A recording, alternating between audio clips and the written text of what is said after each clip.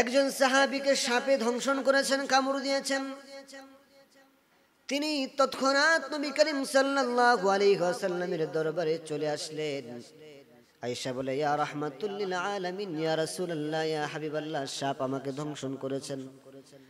তখন নবী করিম সাল্লাল্লাহু আলাইহি ওয়াসাল্লাম বললেন, তোমরা কি এই দোয়া পড়তে পারো না? তোমরা কি দোয়াটা পড়তে পারো না? পড়ো না।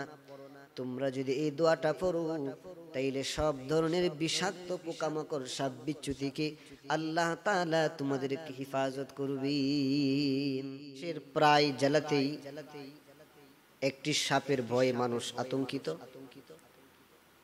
হিসেব করলে সারা বাংলাদেশের মানুষ এই সাপটির ভয়ে আতঙ্কিত। যেখানে যেখানে সাপটি উপস্থিত হয়েছে সেখানে তো আতঙ্কিত, যেখানে উপস্থিত হয়নি তারাও আতঙ্কিত, কখন জানি আমাদের এই দিকেও সাপটা চলে আসে। সাপটির নাম হচ্ছে রাসেল ভাইপার, যেটা আমাদের বাংলাদেশে সচরাচর ছিল না, কমই ছিল। ইদানিং এটার উপক্রম বাংলাদেশে খুব বেড়েছে, প্রায় জেলাতেই এই সাপটি দেখা যাচ্ছে। এবং এই সাপের কামড়ে অনেক মানুষও ইন্তেকাল করেছেন, মৃত্যুবরণ করেছেন। তো এই সাপটি এমন বিষাক্ত একটি সাপ, এই সাপের যেই মেডিসিন সেটা বাংলাদেশে পাওয়া যায় না।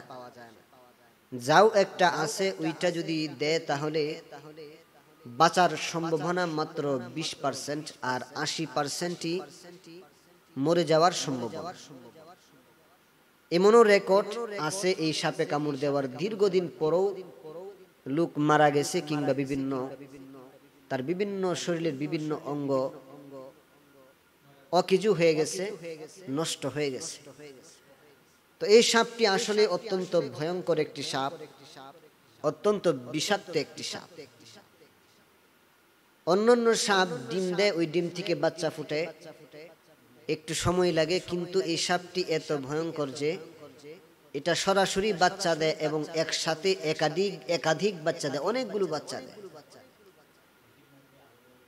এই সাপটি আসলে খুব ভয়ঙ্কর। অনেকেই প্রশ্ন করে, হুজুর এই সাপের জন্য আমরা কি দোয়া পড়তে পারি? সাপ থেকে বাঁচার জন্য আমাদের কি করণীয়? এই সাপটা থেকে বাঁচার জন্য সর্বপ্রথম আমাদেরকে যেটা করতে হবে, আমাদের খুব সাবধানতার সাথে চলাফেরা করতে হবে, দেখে শুনে আমাদের চলতে হবে, কোথায় যাচ্ছি, কোথায় পা রাখছি। আর রাতে গ্রাম অঞ্চলে বিশেষ করে বের হলে লাইট নিয়ে বের হওয়া, অন্ধকারে কোথাও না যাওয়া, খুব সাবধানতা অবলম্বন করা। এবং এরপর আমরা সাবধানতার পরে যে কাজটা করব, একটা দোয়া শিখিয়ে দিব, এই দোয়াটা করবো ইনশাআল্লাহ। এবং আমরা আল্লাহ তাআলার উপর ভরসা করব, কেননা আল্লাহ তাআলার উপর যে ভরসা করে, আল্লাহ তাআলা বলেন, যে বান্দা আমি আল্লাহ তাআলার উপর ভরসা করে বিশ্বাস রাখে, তাওয়াক্কালতু আলাল্লাহ, যেই বান্দা আল্লাহ তাআলার উপর তাওয়াক্কুল করে, আল্লাহ তাআলার উপর ভরসা করে, আল্লাহ তাআলার উপর বিশ্বাস করে, আল্লাহ পাক রব্বুল আলামিন বলেন, ওয়া কাফা বিল্লাহি ওয়াকিলা, আমি আল্লাহ তার জন্য যথেষ্ট হয়ে যাই। অতএব আমরা সর্বপ্রথম নিজেরা খুব সাবধানতার সাথে চলাফেরা করব এবং দোয়া পড়ব এবং আল্লাহ তাআলার উপর ভরসা রাখব।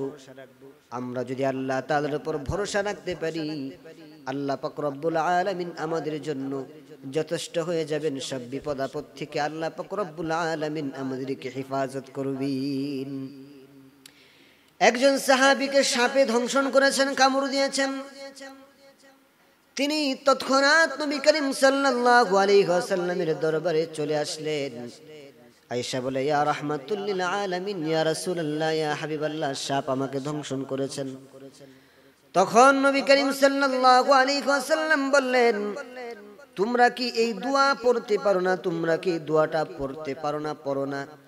তোমরা যদি এই দোয়াটা পড়ো তাইলে সব ধরনের বিষাক্ত পোকামাকড়, সাপ বিচ্ছু থেকে আল্লাহ তাআলা তোমাদেরকে হেফাজত করবেন। নবী করিম সাল্লাল্লাহু আলাইহি ওয়াসাল্লাম যে দোয়াটি শিক্ষা দিয়েছিলেন, নবী করিম সাল্লাল্লাহু আলাইহি ওয়াসাল্লাম বলেন, আউযু বিকালিমাতিল্লাহি তাম্মাতি মিন শাররি মা খালাক। এই দোয়াটা নবী করিম সাল্লাল্লাহু আলাইহি ওয়াসাল্লাম শিক্ষা দিলেন। এবং বললেন হে সাহাবীরা, তোমরা কি দোয়াটা পড়তে পারো না?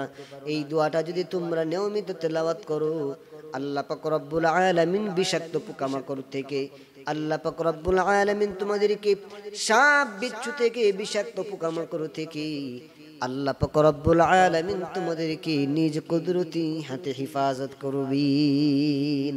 কাজী ভাইরা আমার, আমাদের বাংলাদেশে যে যে অঞ্চলে সাপটি প্রবেশ করেছে, ভাইরা আমার, আমরা এই দোয়া বেশি বেশি করে তেলাওয়াত করব এবং যেখানে যেখানে আসেনি তারাও আমরা তেলাওয়াত করব। এই দোয়াটি বেশি বেশি করে তেলাওয়াত করব এবং আমরা নিজেরা কেয়ারফুল থাকব, সাবধানতার সাথে চলাফেরা করব। আমার এলাকাও, আমি যে এলাকায় আছি, যে এলাকায় আমি ইমামতি করি, ওই এলাকাতেও কিছুদিন আগে একজন যুবক মানুষ গরুর ঘরে গিয়েছিলেন। গরুর ঘরে যাওয়ার এক পা যখন ভিতরে রাখছেন, একটা সাপ, সেটা রাসেল ভাইপার ছিল না, অন্য একটি সাপ ছিল। সাপের ছোবলে তিনি মারা গেছেন। তো ভাইরা আমার, সর্বপ্রথম আমাদেরকে দেখে শুনে চলতে হবে। আমাদের রাস্তা যদি অন্ধকার হয়, লাইট নিতে হবে যেন আমরা সুন্দরভাবে রাস্তা দেখে চলতে পারি এবং আল্লাহ তাআলার উপর ভরসা রাখতে হবে এবং আমাদের দোয়া করতে হবে। এই তিনটি কাজ যদি আমরা করতে পারি, ইনশাআল্লাহ আল্লাহ পাক রব্বুল আলামিন আমাদেরকে এই সাপ আরো ভয়ঙ্কর ভয়ঙ্কর যত পোকামাকড় আছে সব কিছু থেকে আল্লাহ পাক রব্বুল আলামিন আমাদেরকে হেফাজত করবেন।